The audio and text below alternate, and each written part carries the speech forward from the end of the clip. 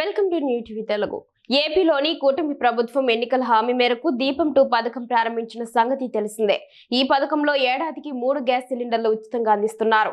వినియోగదారులు cylinder delivery సమయంలో నగదు చెల్లిస్తే ఆ తర్వాత ప్రభుత్వం రియంబర్స్మెంట్ చేస్తుంది. కాగా ఆంధ్రప్రదేశ్ పౌర సరఫరాల శాఖ మంత్రి నాదెండ్ల మనోహర్ విజయవాడలోని సివిల్ సప్లై భవన్లో రాష్ట్ర స్థాయి ఆయిల్ మార్కెటింగ్ ప్రతినిధులు, ఎల్పీజీ డిస్ట్రిబ్యూటర్లతో సమావేశం నిర్వహించారు. ఈ సందర్భంగా ఆయన మాట్లాడుతూ కూటమి ప్రభుత్వం ప్రజలకు ఇచ్చిన సూపర్ 6 హామీలను అమలు చేస్తున్నామని చెప్పారు.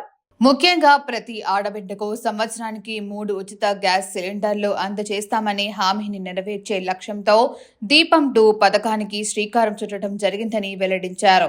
ముఖ్యమంత్రి చంద్రబాబు నాయుడు నేతృత్వంలో 2024 నవంబర్ 1న దీపం 2 పథకాన్ని ప్రారంభించారని, ఇప్పటిదాకా 63 లక్షల గ్యాస్ బుకింగ్స్ జరిగాయని, వినియోగదారుల ఖాతాల్లో 714.57 కోట్ల రూపాయల నగదు జమ చేశామని చెప్పారు. కాగా దీపం 2 పథకం సద్వినియోగం కోసం ఈ కేవైసీ ప్రక్రియను అమలు చేయాలని, gas delivery boys cylinder delivery ఛార్జీలు వసూలు చేయకుండా చర్యలు చేపట్టాలని సూచించారు.